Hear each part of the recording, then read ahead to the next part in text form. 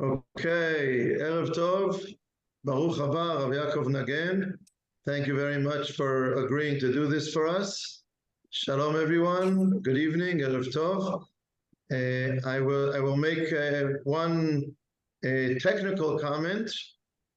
One is, we said actually two, so one is if you can open the cameras, that's better.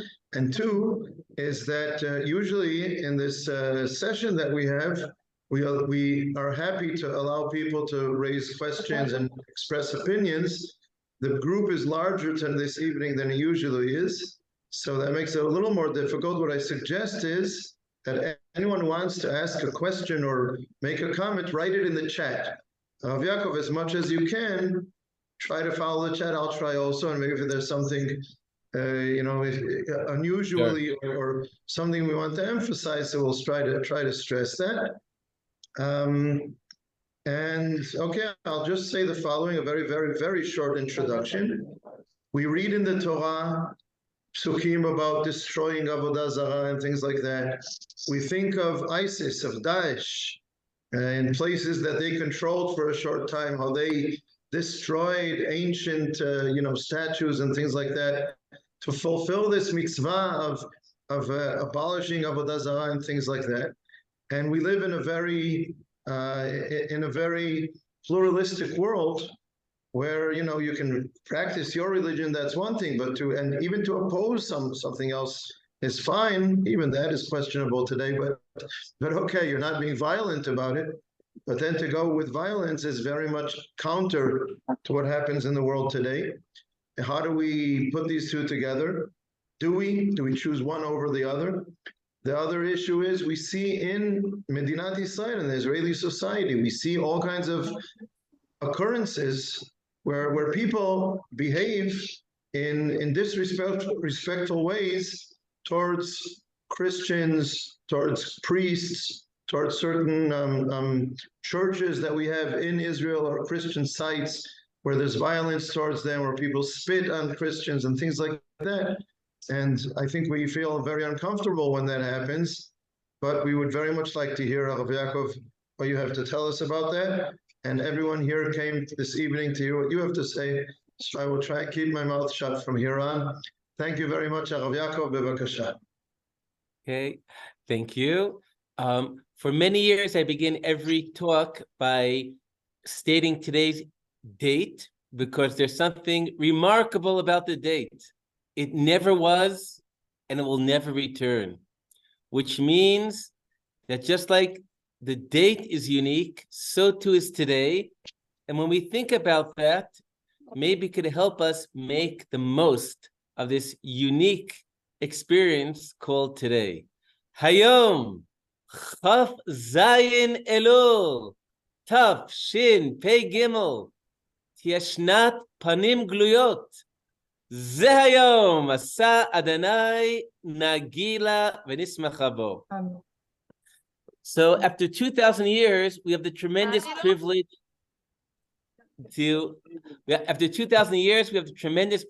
of living in a Jewish state in Eretz Yisrael. Together with the privilege, it's also a responsibility. And responsibility, I think, even foremost, to countless generations of our mothers and fathers who went through so much to keep their identity so that one day we will be here. We owe it to them. We owe it to them to create here a reality worthy of that sacrifice, of that journey. Now, there are many dimensions about what it is to build a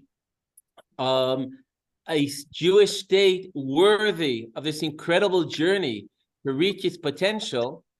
And some may say, the topic that we'll discuss tonight, how a Jewish state should relate to its non-Jewish minorities, could be seen as saying, wait a second, first let's deal with the big issues that within the Jewish community, the Jewish sector, where so much seems to be at each other's throats recently. Medium extra large. Okay. One second, I'm going to mute everyone. Rav Yaakov, you might have to unmute yourself. Okay. So that things won't Okay. bother. I think I'm unmuted. Okay. Okay, now you're muted and you have to unmute. Got it. Okay, Okay. good. Okay. So, but I think not only would I say that I would certainly hope for us to work simultaneously on numerous issues, but I think if something that could be a lecture in itself, I think so much of the deep conflict and disconnection within the Jews in Israel, whether the left and the right, whether the religious and secular, so much what underlies a lot of the conflicts are how we relating to the broader and the non-Jewish world. If we were dealing with these issues, developing from Torah a way of finding a proper relations with the non-Jewish parts of Israel and our neighbors, this would go a long way in healing the inner conflicts and problems within Israeli society. Okay, now, so within our topic, I think first we have to really start at the beginning. To recall, Rav Tzvi Yehuda once said that in educating children, they should start with Parshat Lech Lecha, that tells of the story of Avraham. However, it could be true that in educationally, we should start with the small inner family circle. But the Torah begins with Breshit, that teaches us about the shared humanity and divinity of all of us. And I think in many ways, much of the great teaching of the Torah is not only the theology about God, but about what the Torah teaches us about humanity.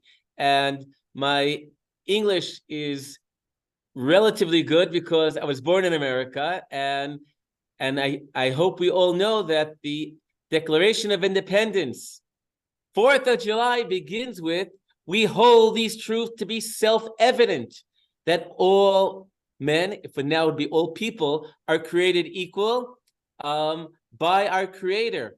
The American Declaration of Independence goes to the Torah. It says the Torah teaches us about our shared humanity and about the basic rights of each one of us. And sometimes I find it tragic that certain religious circles see that some of the greatest successes of Judaism and the Torah in inculcating some of our most important values have now become Western values, instead of saying, no, these are basic Torah values, Torah 101. Okay, the Torah starts with the story of humanity. True, Avraham is chosen, but in my reading of the Torah, Avraham being chosen, it's not to reject humanity, but for a role regarding to humanity.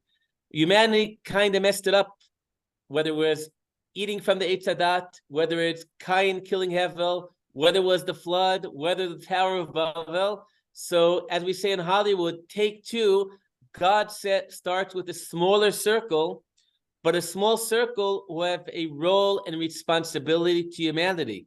For Avram, for Yitzchak, and for Yaakov, for all of them, in the same psukim that talk about them giving the blessing of the land of Israel, they're also told, V'nivruchu b'cha kol mishpachot adama. Through you, the nations of the world will be blessed. So the obligation, choosing Avram and his descendants, it's not to neglect humanity, but feeling that there's a role and responsibility for Avram and his descendants. And now let's get to, so what is Avram really all about? What is the great message of Avram? So I'll start with what I think is not the pshat of the psukim. The Midrashim talks about Avram going and knocking down the idols. In the psukim, there isn't any hint throughout Sefer Breshit of Avram being involved with a struggle about breaking down those idols. Number two, some philosophers talk about Abraham, the first monotheist, but that too is patently not the point. In Parshat Vayera, it says that Abraham brings Maser to Malkei Tzedek, who is Kohen Le'el Elyon, the high priest to the high God. So clearly, Abraham, it's not about the monotheism, it's not about knocking down those idols. But the Torah tells us why Abraham was chosen. I'll say it first in the Hebrew. Ki edativ sheyitzaveh ubanav ubeito acharav lishmor derech Hashem lasot tzedakah umishpat. Abraham is chosen because he will go in the way of God. And what is the way of God? The way of God is tzedakah umishpat, charity and justice. Now, everybody is for charity and justice. The big question is, for who? I mean, people are very supportive of justice for themselves. But the story of Avram at the very beginning tells us that part of the way of God, of looking for charity and justice, it's about the other. Because that pasuk is brought down exactly before God decides to destroy Sodom and says, I can't do this without letting Avraham know. And Avraham indeed goes to bat for Sodom. Ultimately, it turns out there's some extreme situations that we have to eradicate evil. But Avraham shows his concern about tzedakah mishpat by intervening to make sure that Sodom is getting a fair deal. And maybe we could contrast Avram's behavior to the behavior of the people in Sodom.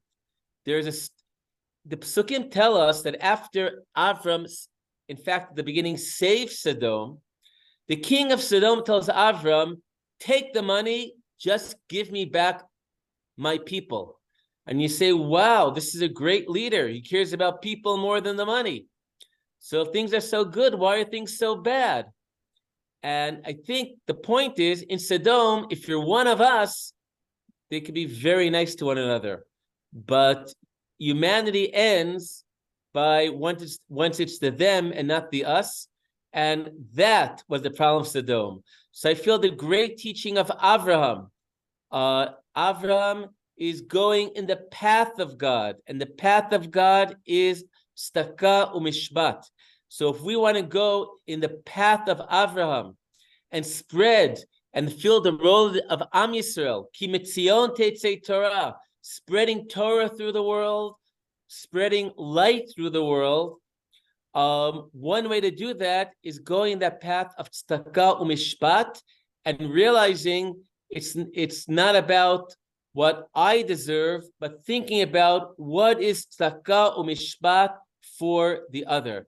And I see, Ilana, was that a hand that was raised? No. Okay. Okay, so now let's get directly to our topic. Now, it is hard to overestimate how significant embedded in the Torah is how we should relate to what the Torah calls the ger, the sojourner in our land, which in Pshat means the non-Jewish minorities. It begins, and of course it begins with the fact that the Jewish people were born or formed as a ger, as the sojourner in a minority in another land. Avram, at the very beginning, is told that your descendants will be a gerim. Avram himself has the experience of being the other as an immigrant to the Holy Land. In fact, one puzzling story, we know that one person who might have escaped the fate of being the outsider might have been Moshe, because Moshe grows up in the palace of the king after Paro's daughter saves him. But he names one of his kids Gershon because I was a ger, because he runs away and lives as the other in Midian. So the Jewish people are born as being the other, born as a minority and knowing what it feels to be a minority and suffering as a minority. And the Torah, in countless occasions, tells us this is what we should remember. We should relate to the ger, the sojourner in the land, with empathy. Why? Because you know what it feels to be the other. Psychologically, it's often the opposite. The abused child tragically could become the abusing parent. And the Torah is saying that trauma and post-trauma, we have to overcome that and somehow and go against what might psychologically be understandable, but do the opposite. Let your experience lead to empathy. And if this was true about the exile in Egypt, certainly the 2,000-year exile that we had makes it even more so. Both perhaps the natural tendency of trauma and post-trauma relating to the other, but also the call of the Torah to overcome that and open to empathy and humanity to the other in our midst. Now, it's always important to always realize that the great challenge of morality is to realize sometimes there are conflicting values and need. If it was only one value, it would be very easy to reduce all of reality to one value. But we know life in the world are complex. And that's why even in the Torah's call of relating to the ger to the other, there are conditions, there are mutual responsibilities, because we have to balance different values. Survival and self-survival and empathy, there always needs a balance we have to find. So I'd like to try to get into the Torah's. We've spoke a lot about the Tanakh, and now I'd like to get into more Chazal and Halacha about the halachic categories of ger toshav, and how it applies to today. Okay, and I see already one of the comments focuses on survival, apartness. That yes, indeed. So I don't know if what I said was before or after the comment was written, but I think that's fully true. We need a balance, and it's not exact to find the exact balance between different values, but it is important for us to live the tension between the different values. So one way the Torah does it is their definition. For example, who is given the status of ger toshav to live in the land of Israel. So in it, ger toshav is identified, the majority opinion, what's called the 7 laws of Noah. Now, I'd like to explain what are the 7 laws of Noah, what are they all about, and what does this have to do about minority rights? I take in a book which came out recently, it's now being translated into English. His name is Judaism's relations to healing Judaism's relation with other religions. I argue that the essence of what's called the 7 laws of Noah, it's not about a sort of religion. The laws of Noah, it's not an alternate religion to Judaism. Noah, in the times of Noah, the world was destroyed. And mission number 1 is, what should we do to do our best that the world doesn't get destroyed again? The 7 laws of Noah, it's not about religion. It doesn't talk about building a relation with God. It doesn't even deal with building a positive relation with other people. It's rules about not endangering the world. It's about not killing, not raping, not blaspheming, not stealing. It's all about avoiding negative behaviors that destroy the world. So to say a ger toshav must abide or be committed to the 7 laws of Noah, it's not a form of conversion, partial conversion to Judaism. It's not a religious status. It's saying that ultimately people's rights and dignity is from their basic humanity. However, there are certain types of behavior that are so dangerous to society and the world. If people are not committed to avoid those behaviors, we cannot allow them to live in the land. So we know that in Dvarim, they talk about the dangers of idolatrous societies, and both anthropologists, historians, and the Talmud see that idolatry, it wasn't only about the statues. It was a whole culture that related to forms of sexuality, about relation to human life. Could be a topic in itself, but there was an entire culture that the Torah was concerned that if people living in the land of Israel will not abide by some basic rules, then they are endangering our survival. So yes, so there's a balance. I think the hope and the rule throughout the Torah, they talk about relating to the ger. There are places that talk about uncompromising struggle against certain those who are not ger toshav, who endanger our very existence.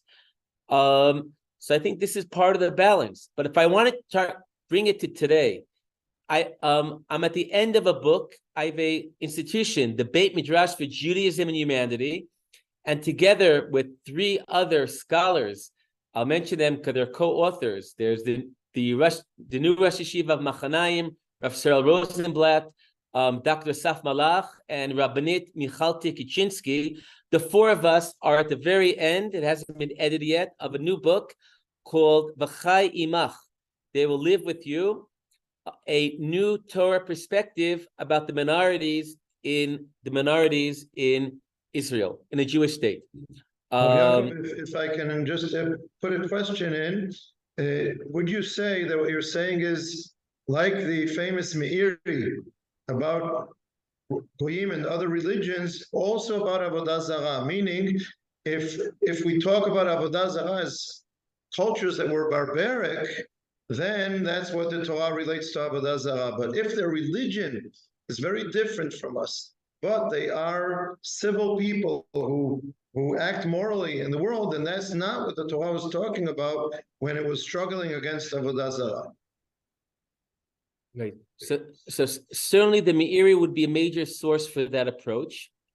But furthermore, since I've studied many of the world religions, they aren't for the standards of Avodah Zarah for the Noah laws, there aren't really any real idolaters left, because most authorities see Christianity, and I think even Hinduism, Buddhism, based on recent books by Rabbi Alan Brill, Rabbi Daniel Sperber, Rabbi Alon Goshen, that focus on Hinduism, are what in the halacha is called shituf.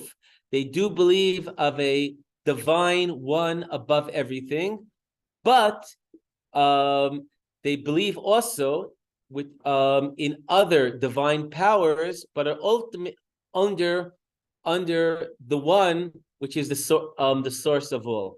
Now we disagree about this. We are more similar. We are together with Islam, the Sikh religion, the Baha'i, the Druze on these issues. But nevertheless, as within the definitions of who is in the category of a Ben Noach, mistaken theology, we don't. that within the grounds of, if ultimately you believe that there is a one, or even if we disagree with also theologicals, it doesn't exclude you from being included in the abiding by the basic rules. And With your extensively, permission, I just want to clarify that point.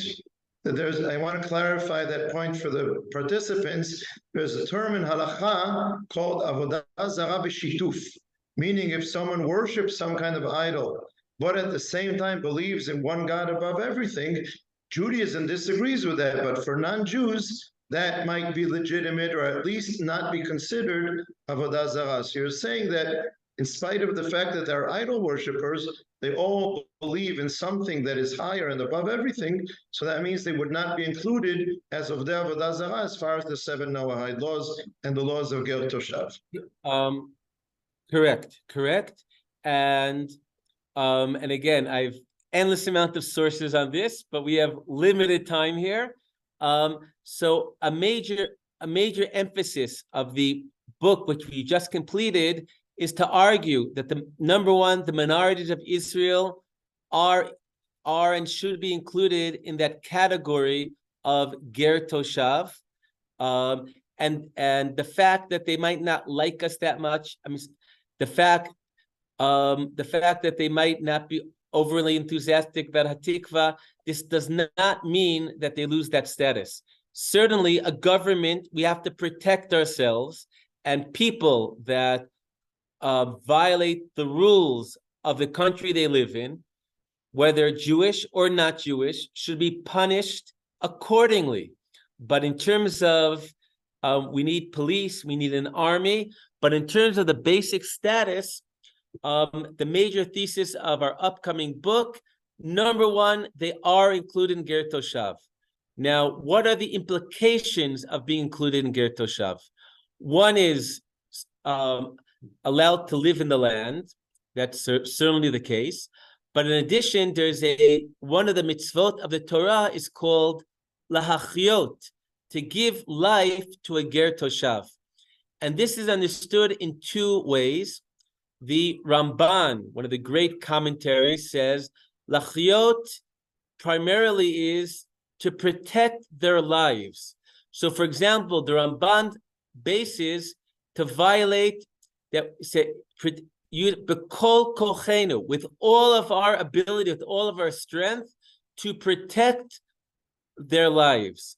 So the Ramban uses this about why on Shabbat we have to violate the Shabbat to save the life of the Ger Toshav, not because it doesn't look good on the world media if we don't do it, but because this is one of the mitzvot, lachyot. I think a very relevant application, an issue I've been working on recently, is we know tragically within the Arab sector in Israel, there have been, since the beginning of the year, more than 170 murders. People are living in fear, and it's doubled, tripled, and certainly to say that the mitzvah of the Torah, lachyot ger toshav, to do everything in our power to protect their lives, it means that Israel, as a Jewish state, is obligated to do the best we can to cut that murder rate. And it could be done. In Jordan, to say some racist comment, well, that's what those Arabs are. Well, in Jordan, the murder rate is about 1/10 of what it is here. And it wasn't always this way. So whatever it is, we have to do, we are obligated based on the Torah to do what we could do to cut down the murder rate. And there have been a number of strong letters to the government signed by many, many rabbis and rabbaniot on this issue, and demonstrations, joint Jewish-Arab demonstrations calling for more concern. And simply on the human, I have many friends in the Arab sector, so when I hear about murders, the little I could do is at least call the people, certainly if it's from a town I know, to express how painful it is for us. in terms of Pikuach Nefesh on Shabbos. In fact, in the yeshiva in Otni'el this Shabbat, I gave a shir to the whole yeshiva about Pikuach Nefesh, of saving the lives of non-Jews on Shabbat. And I didn't realize how, unfortunately, it was so apropos, because what I didn't know, that Friday night was the earthquake in Morocco.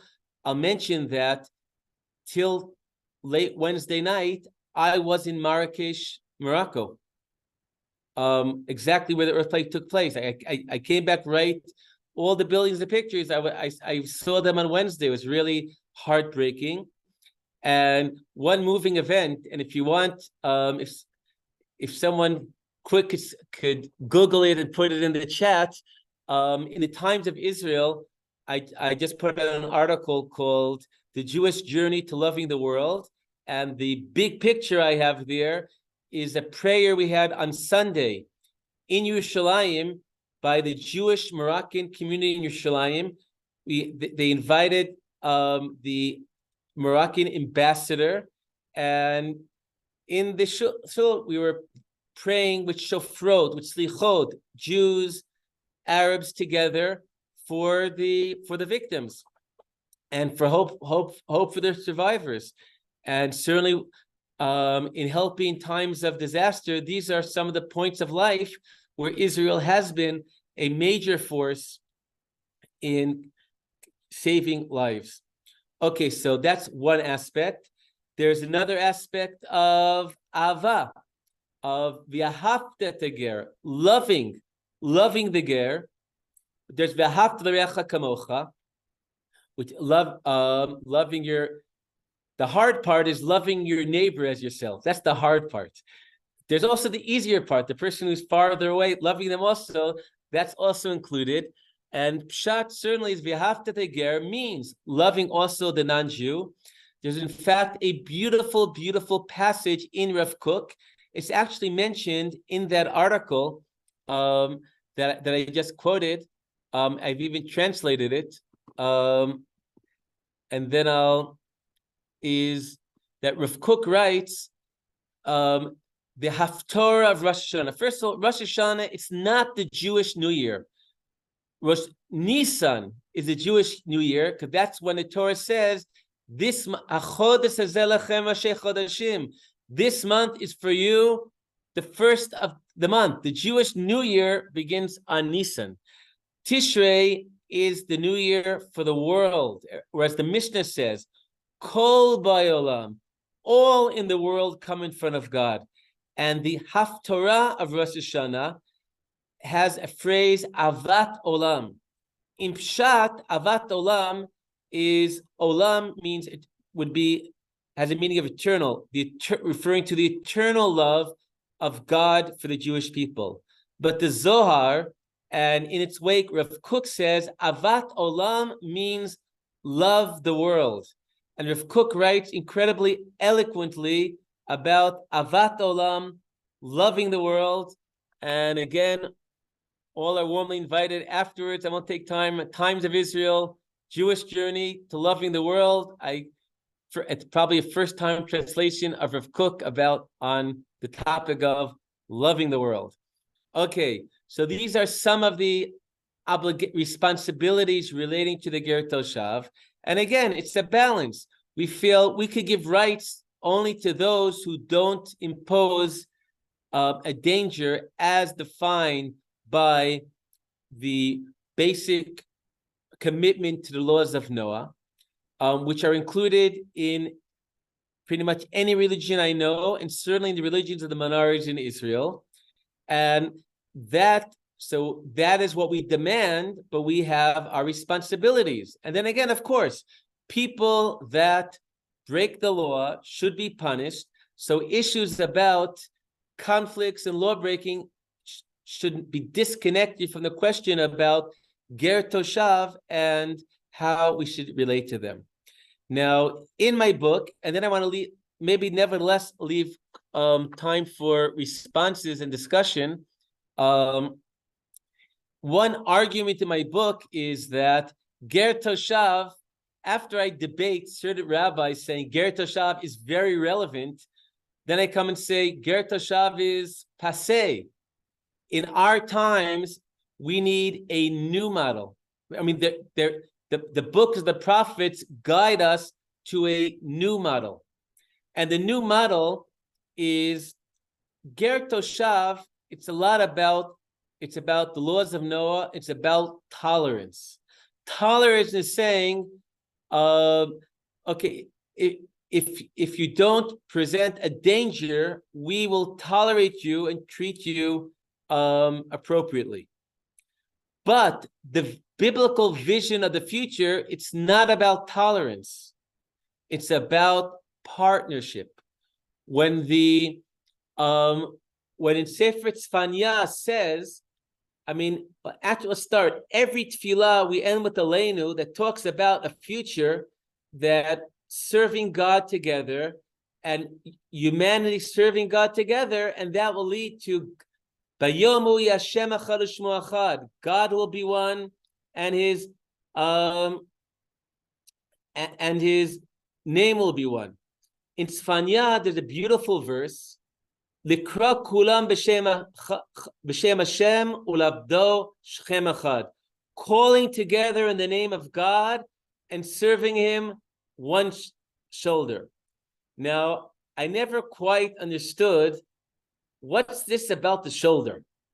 Calling in the name of God, that's great. All of humanity calling together in the name of God, fabulous. What's this about serving it about one shoulder? But about a week and a half ago, I got an answer. By the way, in the English translations, none of the translators got it anyway. So they'll translate one shoulder to one accord, one agreement, because nobody knows what to do with that shoulder. But I'll tell you, a week and a half ago, a group of 10 very prominent Black imams from America came to visit Israel. And I had the privilege of hosting them, and we had a joint study session. And as we're studying together, certainly we're calling together the name of God. Ma'ariv and one of their tefillah came out at the same time, talking about God together. But it was such a moving meeting that afterwards, these big Black imams come, they give me this massive hugs one by one, and they say, that's it.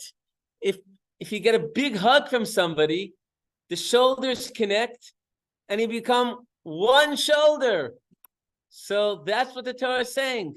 Call together the name of God, that is going the vertical line to God. And serving him, Shechem Echad, is saying go with the horizontal line of seeing each other, being together, shoulder to shoulder, and becoming one shoulder. Okay, so a major chapter in the book is to say that what I feel is a true miracle, that the fact that the minorities in Israel are all partners, first of all, in the Abrahamic religions, that we have so much that brings us together, that allows a potential of calling together in the name of God, sharing so much of a story. This is truly remarkable and miraculous. So I feel if the figure for Ger Toshav is Noach, which is about tolerance, which is about avoiding the behavior that destroyed the world, our times, the primary figure should be Avraham. And Avram is a figure about partnership and not merely tolerance, and how moving that the peace accords between Israel and some of our neighbors are called the Abraham Accords. And I was deeply moved now when I was in Morocco. King Mohammed VI definitely is one of my heroes.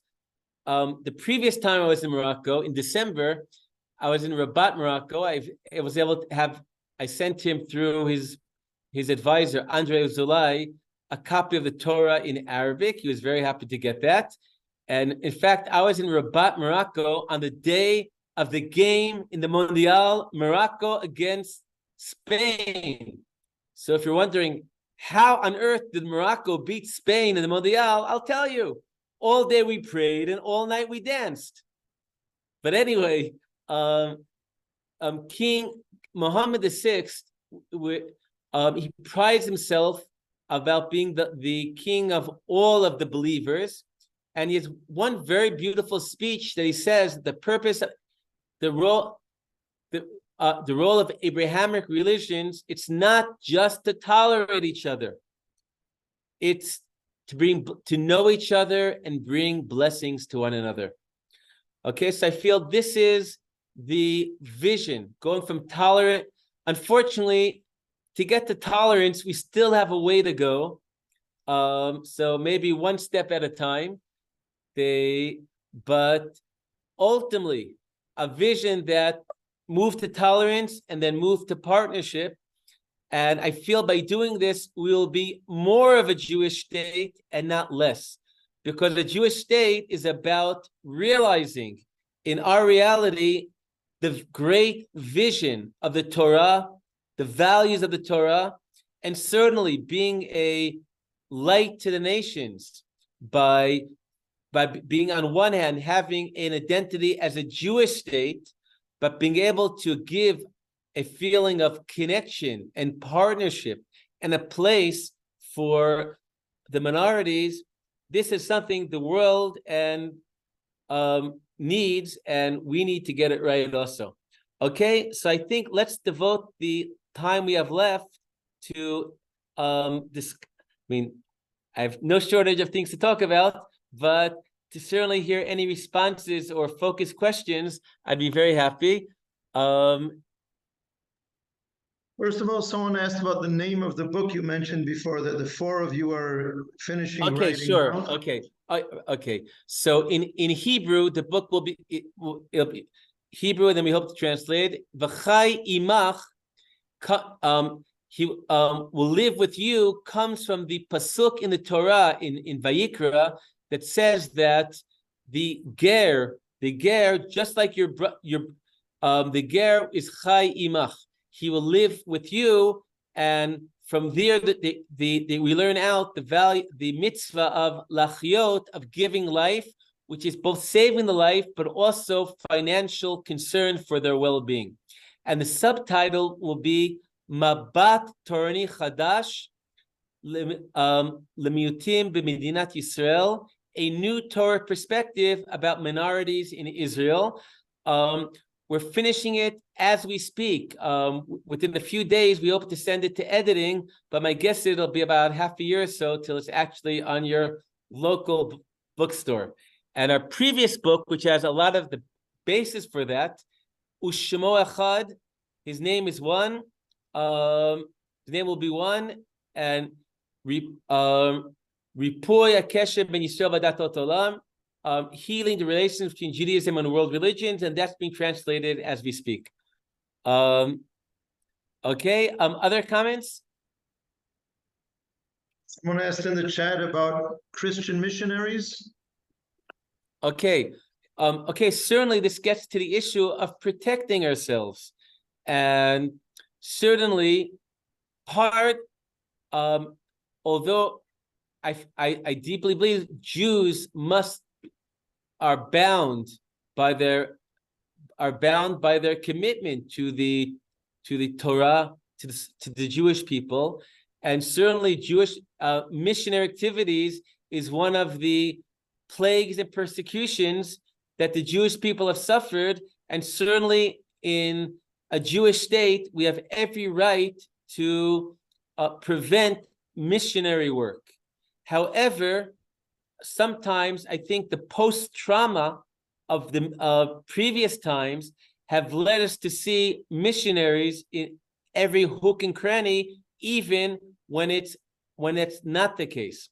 For example, in 2015, the Catholic Church, in a document entitled "The Gifts of God Are Irrevocable," saying that the Catholic Church recognizes that the Jewish people receive salvation through the covenant in Sinai, and therefore the Catholic Church will not deal with any missionary activity focused to Jews. Now, we know people don't always follow what the Pope says. So yes, I think it is right that the Jewish people must protect ourselves. But unfortunately, people often don't realize how profoundly much of Christianity has changed in its relations to Jewish people. True, we must protect ourselves against those that haven't. And somehow the way to protect ourselves is it's self-defeating to humiliate, spit, or negative behavior to any Christian. I think this does not promote our ability to stop missionary work. Okay, so I see some hands are also, okay, so Rafik, guide me about who to respond to. Okay. Is there anyone who wants to make a comment or ask a question? I don't see anyone specific, but I'm happy to go on if not. Unmute yourselves and ask or make a comment. Anyone?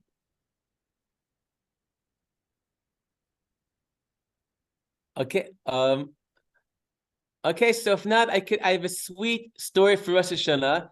It's one of my favorite stories. So Tove, you want to say something? oh, please. You're on mute. You're on mute. Please open up. I just wanted to say that the definition of Shechem is the upper part of the gav of the back. It's not one. Shechem, when it says Shechem, is the whole back. Right. So it's the upper right.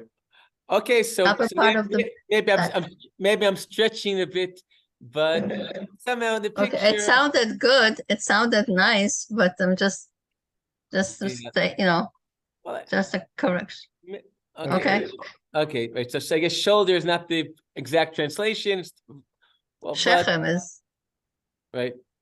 Okay, but when you're shoulder to shoulder, maybe even it's the higher part of the back of the shoulders. Somehow, that's what it means. The higher part. You're right. Okay, thank you for that. Okay, so maybe I'll end with a sweet story for Rosh Hashanah that expresses some of our common humanity, minorities, and a lot of the issues we touched on. Okay, in years ago, there was a 3-day Rosh Hashanah because it was after Shabbos, Sunday, Monday, and we had tons of guests in our house. It was really hot, and the electric switch fell. So, now when I lived in Manhattan, I'd knock on my neighbor, I'd hint, and we solved the problem. But I'm living in Otni'el, everybody's Jewish there. What do you do when the electricity falls? So someone told me that there's this Arab soldier in the nearby army base. So I'm quite embarrassed to think that somebody volunteers to serve in the army, and I'm going to come on a hot day and have him come all the way. I live in the furthest house from the army base to do this, which presumably I could do myself. But nevertheless, I feel I have no choice. Very embarrassed. I go down. We find the soldier very warmly. Right away, he gets it. He accompanies me the whole way, turns on the lights, and the light is returned. So I thought the least I could do is walk him back to the base. And as we walk back, he says, your kids are very cute. So that's certainly objective reality. And I say, I bless you should also have cute children. Then suddenly his face becomes very sad and says, I will never have children and I will never marry. I say, why? And then he opens his heart. He says that in the village he grew up in, he fell in love with one of the girls in the village, but before they were able to get married, she passed away from a disease she had. And he said after his heart was broken, there's no way he could ever love again, no way he could ever get married. So I said to him, you came to bring the light into our home, but perhaps God sent you to us so that we could bring the light into your home. And I said, you should know that among the guests we had that Shabbat was the widow of one of my students who was killed in a terrorist attack. And after that, in the terrible traumatic period, she never believed that she could ever build her life and return to love. But she had just remarried, and with her new husband, she is among the guests that you brought the light back. So maybe this is some message that you should take for your situation. We continued talking. He went his way, I went my way. And then later I thought how symbolic it is. Because what does it mean when the electricity falls? For there to be light, we need a closed circuit of a flow of energy.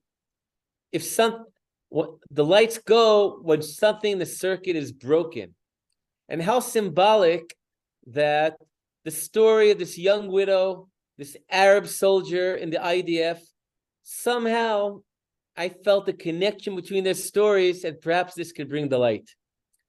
Okay, so for years people were telling me, you were deeply moved by this story, but you probably were just nudging this poor Arab soldier. Instead of getting back to rest in his base, you're giving some unsolicited advice. But about 5 years later, I realized that it did come from above. I'm sitting in the dining room in Otni'el. I get this phone call. I answer, who is it? Mohammed. What Mohammed? I have a lot of friends called Mohammed. And says, I'm the Bedouin soldier who was at your house years ago. I've been looking for you. And then it says, every day for years, I read again and again the letter you sent me. And only then I remembered that after the Rosh Hashanah, I wrote a letter giving some of the points in our personal discussion. And he said, and I want to tell you, I've gotten engaged and I want you to come to my wedding. So of course, that's something you can't say no to. So I find myself, I drive all the way up to this town in the Galil, to this Arab wedding. I come, they sit me down, they give me this big piece of a sheep and a big bowl of milk to dip the sheep in. I only eat glad kosher. So anyway, I'm preparing my exit. And then I see they're dancing and separate dancing. So I say, even though I have 2 left feet, no one sees me anyway. So I join them for a minute. But somehow they're not willing for me to go. And they keep me dancing till I really beg them. They finally let me go. I give a blessing to the Chatan and Kala. They should have cute kids. And this time they take the blessing. A few days later, the Menahel calls me to the office and says, there's something I have to show you. Oh, he says, you danced very nicely at the wedding. I say, what wedding? The Arab wedding. How do you know? It turns out there was a clip that went viral not because I'm such a good dancer, but I didn't have a bobby pin for my yarmulke. So the whole time I'm dancing, I'm going like this for my yarmulke not to fly off. And the Arabs thought it was cute, so they're also going like this. And someone filmed it and went viral, first to the Arab sector, then to the Jewish sector. It was so viral, people used to stop me in the street and say, are you the dancing rabbi? And okay, so that was my claim to fame, the dancing rabbi with 2 left feet. Anyway, so I think this is a good story for Rosh Hashanah. Remembering this is the year for a good and sweet year for all of humanity, for Am Yisrael and the world. Yaakov, can you tell us for a minute or two about the Interfaith Center? Yes, a pleasure. So I'm very grateful to Ohr Torah Stone, founded 2 new interfaith institutions that I now head, or actually we just succeeded in combining them. The Ohr Torah Interfaith Center. And to really make a difference, there are 3 a 3-pronged approach. First, we have to build the halachic, theological, intellectual infrastructure, because the issues about relating to minorities, relating to other religions. For 2,000 years, we're on survival mode. So nobody, we have to, within the global world, within Medinat Yisrael, within profound changes that have taken place even within other religions, to now think about, in light of the vision that we're trying to build, the destiny of the Jewish people of finding a story in humanity, what to write in entire literature. So that is our Beit Midrash. That's part one. Part two is writing books that nobody reads and knows about doesn't really change the world. So we work with many educational projects within Ohr Torah, without it. I have podcast series. Certainly could send some things to Rav Tzvi, who could circulate. Rav Tzvi, can I assume that there's a WhatsApp group with everybody here part of? I can send to the community. You can send to me, and I can send it Okay, on. so, Whoever so wants I'll, to I'll can be see happy. it. So I'm happy to send more than anyone's going to want to read, and people could pick and choose whatever they want. So educational initiatives, podcasts, lectures, articles, books, training programs for educators. And part three is the encounter with the larger world. In fact, there's a tremendous thirst. This year, I was in the G20 in Indonesia. Indonesia doesn't have relations with Israel, but they asked me, part of the G20, which is the leaders of the 20 largest countries in the world get together. Indonesia, the world's largest Muslim country, wanted to have a religious component and asked me to represent the Jewish people. I was in Morocco, as I mentioned. My previous trip was part of a conference hosted in part by the King of Morocco to promote the Abraham Accords. I was recently, people know Turkish politics, Erdogan, who's somewhat of a Putin-like figure, his great enemy is a tremendously charismatic Islamic leader, like someone like the Rebbe of Lubavitch, Fethullah Gulen. I had the privilege of meeting him in his home. And really throughout the world, there is a tremendous, they haven't given up on us yet. There's a tremendous thirst to hear a Jewish voice on the issues confronting humanity, because in many ways, they know it starts, whether Christianity, whether Islam, as children of Judaism, whether the Druze and the Sikh religion were offshoots of Islam. So I say they're like the grandchildren of Judaism. That's why we get along with them better, because it's easy to get along with grandchildren better than children. There's a feeling that the source goes back to what the Quran calls us the people of the book, and getting acknowledgement and respect, and insight. I'm always astonished by how important and how there's a great thirst. And I hope we seize the moment, because and I feel if it goes on too long, that we feel it's not our problem, it's not our issue. It's at some point maybe they'll just give up on us. So we have to seize the moment and find our role in this great story of humanity. And I'll be sending to Rav Tzvi, as I said, more than anyone's going to want to read. I'll send in English, I think. And certainly people could look up my blog on the Times of Israel with endless amount of articles on these subjects. There's a podcast series I'll try to find the link to. And Shana Tova Mutuka to all of you and to everybody. All the best. In everyone's name, Yaakov, thank you very much. It was a pleasure. All the best. Take care. Shana Tova. Shana Tova. Shana Tova. Thank you.